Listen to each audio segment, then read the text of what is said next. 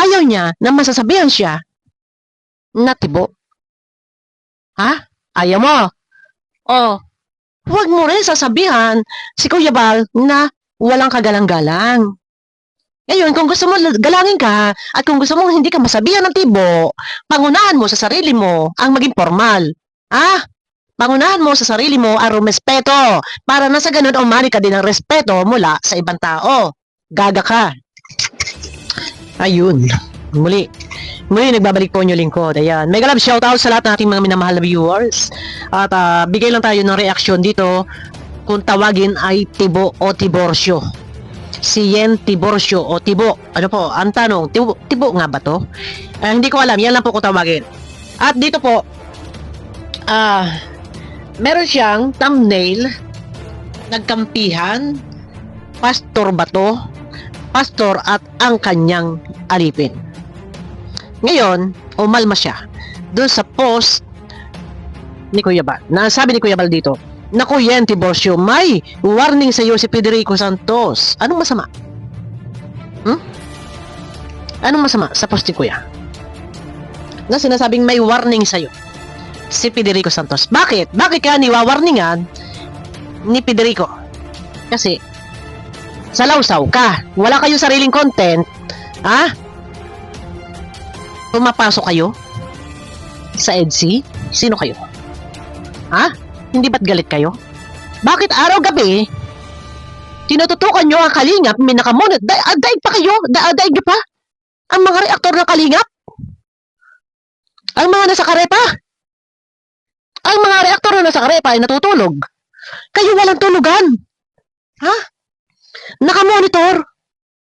Tapos ngayon papasukin ninyo ang EDC na nireaksyonan kayo ni Federico at nagwa-warning. Ngayon, ni-post kayo ni Kuya Bal, nagagalit ka. Ay! Nagagalit ka? Karespeto ba ang isang katulad mo? Ha? Ayaw mong mapopost? Ayaw mong ipopost? Hindi kayo reaktor ng Kalingap. Antay-Kalingap. Pero, 24 oras dilat ang inyong mga mata. Pinapasok mo, nag-reaction kung ano nung inaano nyo sa EDC. O, ito. Pakinggan natin. Kung ano ang pinagsasabi nito ni Yen. O, ito, kilala to sa tawag na Yen Tibo o Tiborsyo. Ayun. Ito nga po guys, magbibigay pa tayo ng ating reaction. Itong si Bal Santos, pinost po tayo sa Facebook. Yes! Walang masama na i-post ka. Ang nakasaad doon, winarningan ka ni Federico. Eh gusto mo din. Eto nga at nag-content ka na. O, ay di wow, may content ka. O, tuloy. Ayan. Ang masasabi ko lang, nakakatawa po itong founder to ng Kalingap, no? Naturingan Nakakatawa daw ang founder ng Kalingap. pastor, pero nag-iisip bata. Naturingan daw pastor pero nag-iisip bata. Iyan lagi. Iyan lagi. Yung bukang bibig. Pastor. Isip bata. Paano naging isip bata? Ano ba yung sinabi? Yen Tiborsyo, winarningan ni Federico. Nasaan doon yung mali? Nasaan doon yung pangyuyurak ng babalahura sa'yo? Ay kung totoo, na nagagalit si Federico dahil pinapasok nyo ang EDC. Sino ka? Ha? Huwag kayong pumasok sa Kalingap. Ngayon, kung ayaw nyo nga may popost kayo, gumawa kayo ng sarili nyong topic. Pinapasok ninyo ang Kalingap, matagal na. Tapos ngayon pag maipopost ka, nagagalit ka. Ano ba? Ang nagawa mo kabutihan sa Kalingap, kung babaybayin lahat ang video mo, kulang pa yung pinos ni Kuya Bal. Ha? Tuloy. At talagang nagtatnim pa talaga sila na Pedring. Na dati yan sila nagbalahuraan. Nag-iba ka pa, ha? Nag-voice changer ka pa, ha? Talaga, ha? Nagpalit ka pa talaga ng boses. Ay, kitang-kita naman ang pagmumukha mo dito. Sasabihin mo pang natuloy yung pastor, isip bata. Lukarit ka. Ang bihira ka. Pastor.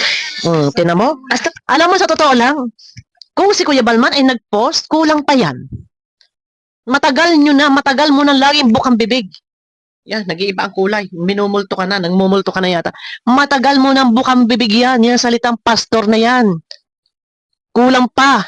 Kung ikaw ay balahurain ng ilang striker, ng ilan, hindi lahat. Deserve mo. Ha? Pastor ka ba? Hindi ko lang alam ah. Kasi Ikaw, tomboy ka ba? Ha? Finger licking good? Tomboy ka ba? Ha? Ngayon, magagalit ka, ma-open ka. Ayaw mo masasabihan kang tomboy. Nasabi mo hindi ka tomboy. Oh, ibabalik lang sa'yo. Nagtatanong akong pastor si Kuya Bal. Ikaw, tomboy ka ba? Sabi mo hindi ka tomboy. Oh, tuloy. parang nag-ano siya, parang di ba nag-ano yan? Nagkakampay-kampay. I'm not sure. Ano daw? Ano Pero daw? sabi nila gano'n eh. Matanong na po, totoo po ba? Pero sa isang pastor, hindi daw yata nababagay yung mga pinupost mo para kang isip. Sa isang kagaya mo, ay hindi nababagay ang magtapik sa kalingap. Dahil hindi ka kalingap. At ikaw ay isang antay-kalingap, balawra. Nung pa man, tinatapik mo ang kalingap, ang kapal ng mukha mo. Kumikita ka? Kakatapik ng negative sa kalingap, ang kapal ng mukha mo. Sasabihin mo pang, hindi bagay, kay Kuya Bal, lagis bata, naturing ang pastor. At ikaw, ano? Naturingan kang ano? Bastos ka. Bata? Nonsense? Datuloy nga kang founder ng malaking community. Oo. Isip bata, pumapatol daw sa nonsense, naturingang founder daw ng malaking community ko, no? Utot mo. O bakit nandito ka? Nag-reaction? Pumapasok ka sa EDC, ang kapal ng mukha mo. Ha? Ano? Naturingan kang makapal ang panga, mala adobing panga. Oh. Matitigas ang mukha mo, ang mukha nyo. Kayo may kakasama. Na nang wakwak kay Reyna, ang tigas ng panga nyo. Oh, di ba? Tapos kanya ka magpupost ng mga nonsense. Kung ayaw nyong i-post, magpakatino ka. Dahil unang-una, kulang pa nga yan, pinupost ni Kuya Bal.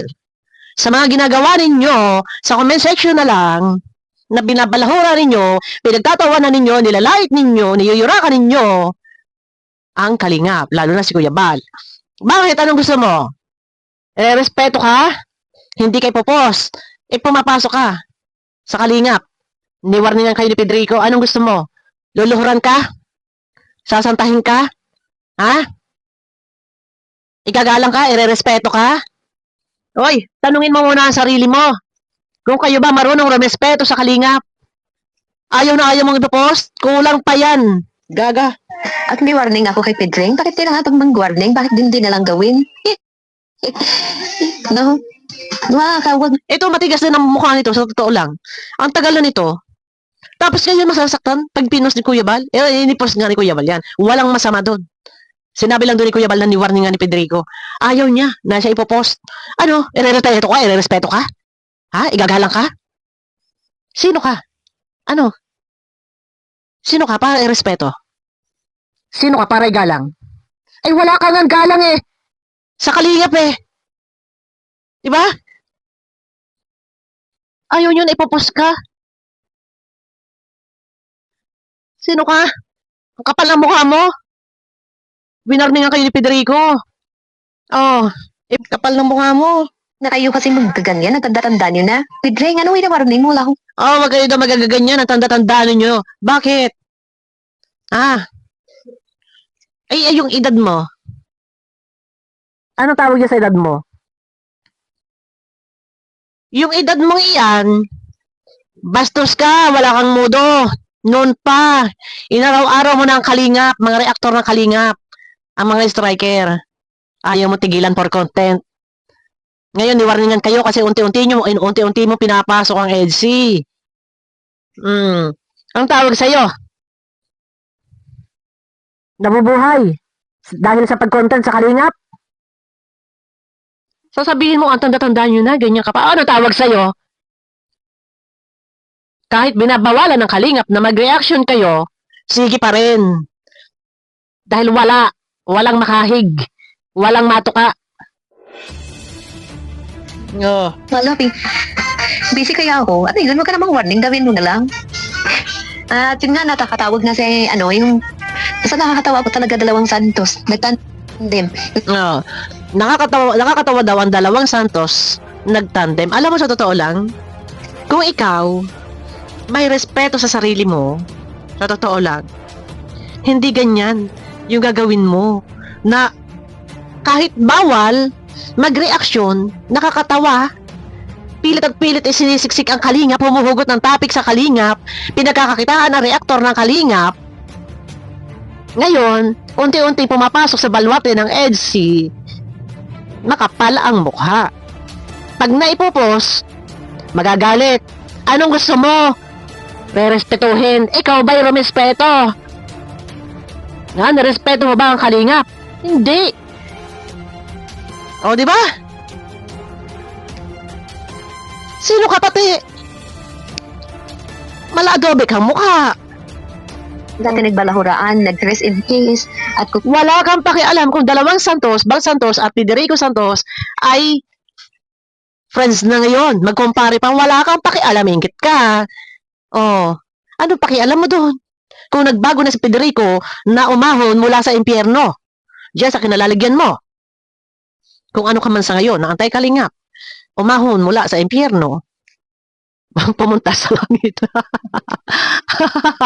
Oh, wala kang magagawa. Baka gusto mo rin. Ay, wag ka na, wag na. Wag ka na pumunta sa kalingap. At mahirap. Pag ipumunta sa kalingap ay okay na, detoy. Ay. Oh. tawag ni Piring sa kanya, balasubas at kung ano-ano pa. Ikaw din, balasubas ka din.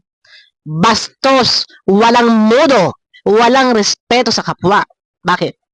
Kung kayo may respeto sa kapwa, marapat ba na beneficiary ng may beneficiary, itong si Reyna ay beneficiary ng kalingap ay winakwak nyo.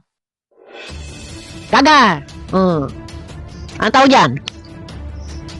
Loka ka. Naiwan at andin na sila. At talagang itong si Pastor, agree sa pangbabalahura ni Piring. Deserve mo kung ikaw ay balahurain ni Federico. Nanghihinayang ka.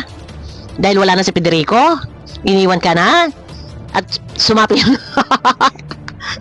sumapi na sa striker. Sorry. Mas magaganda yung striker. Mas magaganda yung nasa striker kaysa sa'yo. Sorry ka. Sa social media. Magandang ehemplo dyan sa mga tauhan. Paano pala maging maayos yung community mo? Ikaw mismo hindi ka maayos, no? Sa'yo. Alam mo, sa totoo lang, kung sa isang kagaya mo lang din, maayos ang trato, ay kung ikaw ay walang modo, at noon pa man, ay bumabakbak kayo sa kalingap, paano kayo respeto? Kung kayo ay walang respeto sa kalingap, huwag kayong umasa na kayo ay ire-respeto at igagalang. Wala nga kayo respeto eh. O, ba't ka nahingi ng respeto? Nahingi ka ng respeto? Turingan kang talagang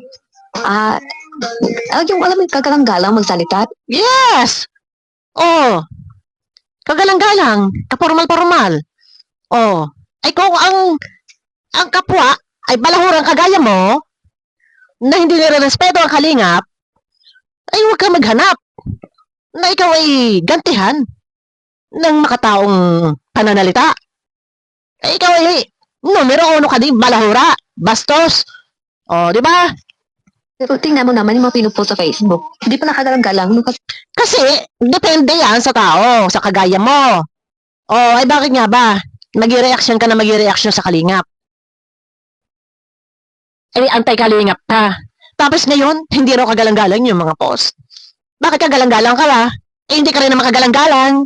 Babastusin ka rin naman. Maghahanap ka na ikaw ay respeto, ikaw ay igagalang. Pangunahan mo muna sarili mo. Matuto ka mo ng gumalang sa kapwa mo. Ganun yun. Talaga. Parang kaya umalis kami dyan eh. Kaya umalis at nang wakwak kayo dahil minasok kayo ng sponsor. At doon, Nakinabang ba kayo? Tanong ko lang. Dapat lang talaga umalis kayo. O, ay umalis na pala kayo pati. O, ay bakit nga? Kalinga pa rin pinaghuhugutan nyo ng topic. Lukarit ka. Na-turn off kami dyan eh. Kasi Kaya daw umalis kasi na-turn off. Ay bakit nandiyan ka pa? Bakit nare-reaction kayo dito? At yan nga, nawawalan nga kayo ni Federico. Nagagalit si Federico sa inyo. Kay Lolo Fred.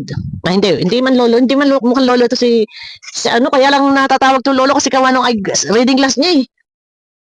Pero ito bata pa si Federico. Bata, kaya lang nagmumukhang lolo kasi nga yung reading glass niya nakakaedad. No. Kaya daw sila umalis sa Kalinga. Kaya nga may umalis sa Kalinga eh. Kasi na-turn up kami eh. Okay, bakit nandito ka pa? Bakit nag-reaction ka pa sa Kalinga? Ang sarap ng tuktukan. Sa totoo lang. Kaya nga umalis na kami dyan eh. Kasi na-turn up kami. Yun na nga. Eh bakit nandiyan ka pa sa Kalinga? Ang sarap ng tuktukan ng martilyo sa ulo. Umalis ka na eh. O bakit nandiyan ka pa? Puro ka pa topic sa Kalinga. Sasabihin mo pang hindi ka galang-galang, walang ka formal-formal. Depende yun. Kung gusto mong galangin ka, kung gusto mo respetuhin ka, matuto ka muna rumespeto sa kapwa mo. Ha? Kung gusto mo ikaw i-respetuhin din ang kapwa mo. Pero kung kagaya mo din lang, na patapon na, sorry ka. the way na magsalita, parang hindi ko siya, parang hindi ko siya tatay. At ikaw, the way ka magsalita, anong klaseng ugali meron ka? Ha? Makapagsalita ka, kala mo napaka-perfecto mo. Di ba? Makapagsalita ka. Akala mo napaka-tino-tino mo. Ikaw na nga nagsabi, kaya nga kami umalis sa Kalingap kasi na-turn off kami. Bakit nga? Bakit nga? Wala kang katigil-tigil. Ginagawa mo content, ang mga reactor ng Kalingap, sila CLTV-PH. Bakit? Kasi wala kayong sariling content. Ngayon, si Kuya Bal naman ay yung content, makapal ang mukha mo. Parang hindi ko siya kagalang-galang po. At ikaw, kagalang-galang kang babae, hindot mo. Hindot ka. Hindot ka. Sasabihin mo, hindi ka galang-galang si Kuya Bal. Ulol. Na-observe ko. Kaya nakakaano po talaga nakaka-turn off. Diba? Bakit? Tapos may payanihan tibo po siya. Are you sure? Natibo ako? Ayaw niya na masasabihan siya na tibo. Ha? Ayaw mo? Huwag mo rin sasabihan si Kuya Bal na walang kagalang-galang. Ngayon, kung gusto mo galangin ka at kung gusto mo hindi ka masabihan ng tibo, pangunahan mo sa sarili mo ang maging formal. Pangunahan mo sa sarili mo ang rumespeto para na sa ganun umani ka din ng respeto mula sa ibang tao. Gaga ka. Abangan nyo ko guys sa aking next video. Walang kwenta to. No? Abangan nyo ko guys sa aking next video. Mega love shoutout po sa inyo lahat.